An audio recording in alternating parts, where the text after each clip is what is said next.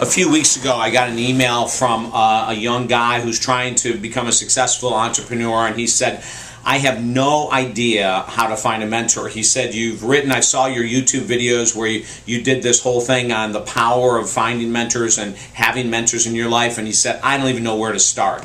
And it was such a great question that I even emailed him back. I said, stay tuned on YouTube. I'll put one together on how do you find a mentor. And so how do you find a mentor? Look at our YouTube video on the benefit of mentors, and I talk about mentors in my past and mentors that I currently work with. They're unbelievable. You know, I teach this at all of our Life Mastery courses, is that our success in life will always be based in relationships. You know, they'll always be based in relationships, whether we're talking about business relationships, friendships, or love relationships. I mean, our success, we're going to get farther if we do it in relationship. And when it comes to business mentors, it's the same thing, ladies and gentlemen. David Essel here with you, and I want to share how important this is, like getting mentors, finding mentors. So how do you find a mentor?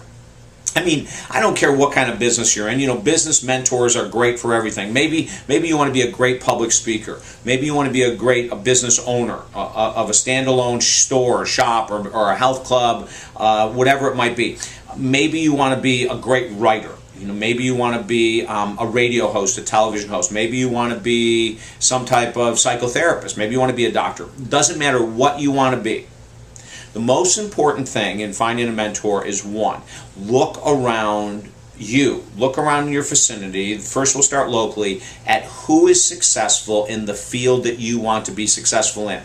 And sometimes people make a mistake and they go, well, he's talking about mentors for like 20, 30, and 40 years old. No, I'm talking about finding a mentor if you're 20, 30, 40, 50, 60, 70, 80, 90.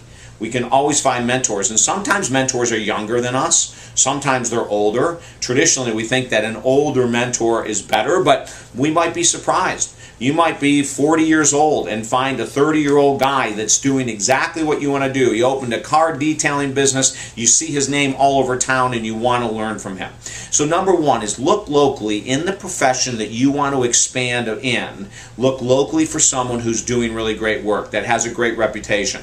Number one. Number two, contact that person.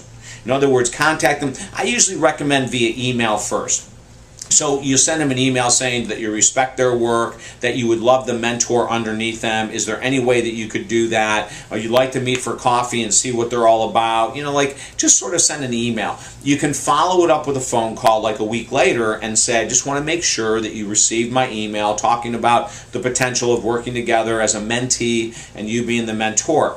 In recovery, whether it's for alcohol, drugs, sex, food, smoking, it doesn't matter what it is that, you know, we call them sponsors. You know, so we have a mentor as a sponsor, someone who's been there, done that, had a couple years underneath their belt in regard to sobriety. Well, mentors in the business world are the same thing. We want to find someone that we think we would respect and who we really admire their success, their drive, their persistence, their skills, their talents, and then we want to see if there's some way to build a relationship with them. So after you send the email, make a phone call, see if you can set up time for a coffee or a lunch.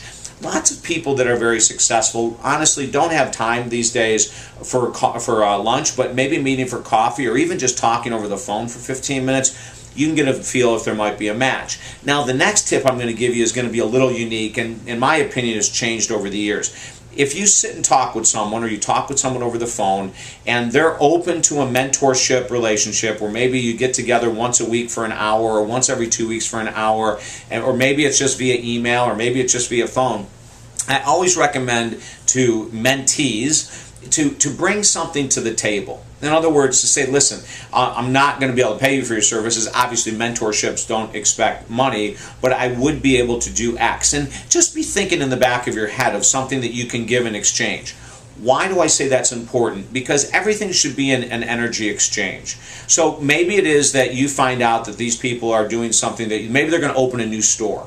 And you say, hey, listen, I see that you're opening a new store in 6 months. If there's any way I can volunteer for a couple hours the day the store opens. It's that type of a thing. You know, where that you offer to give some type of services for the work that they're going to be doing with you. Now, some mentors will say, no, I don't want any of your help. Thank you very much. But you can hang out an hour every other week, or I'll talk to you an hour every other week. And whatever they feel comfortable with, they're big enough and old enough by now, they can make those kind of decisions for themselves.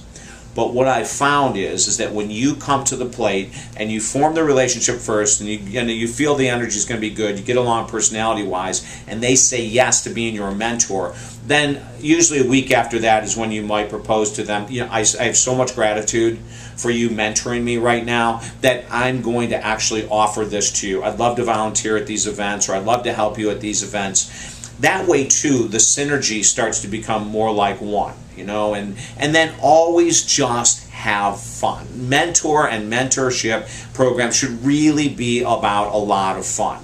If I can help you at all finding mentors, this little video should give you a ton of information. Don't be shy. Expect rejection. Expect no response back. Expect that to happen, and keep moving forward. Don't be shy. This isn't a place and a time for you to back off and go, maybe I shouldn't bug them. I haven't heard from that person in a couple weeks. No. Actually, mentors, really true mentors who are busy, might take some time getting back to you, but it will be worth it. Stay persistent. You can cut years off the learning curve of any business by being with an exceptional mentor. I've had many over the years. They've all been unbelievably exciting to work with. They've been powerful, they've been passionate, and they have believed in me. And I could not be where I am today without the slew of mentors behind me. I am so blessed. You will be too. So go after it. Make a decision today. Create a list of 3 or 4 people, send emails out, meet with them, see who's going to rock your world and who you can help in exchange. Get a mentor today, okay? If I can help you, again, visit us at talkdavid.com. Spread this video with people that you know that might benefit from a mentor in any area of their life whatsoever. And then, of course, always join our YouTube account so that every time we put one up, it goes directly to your YouTube inbox, okay? I'm David Essel, talkdavid.com. Have an awesome day.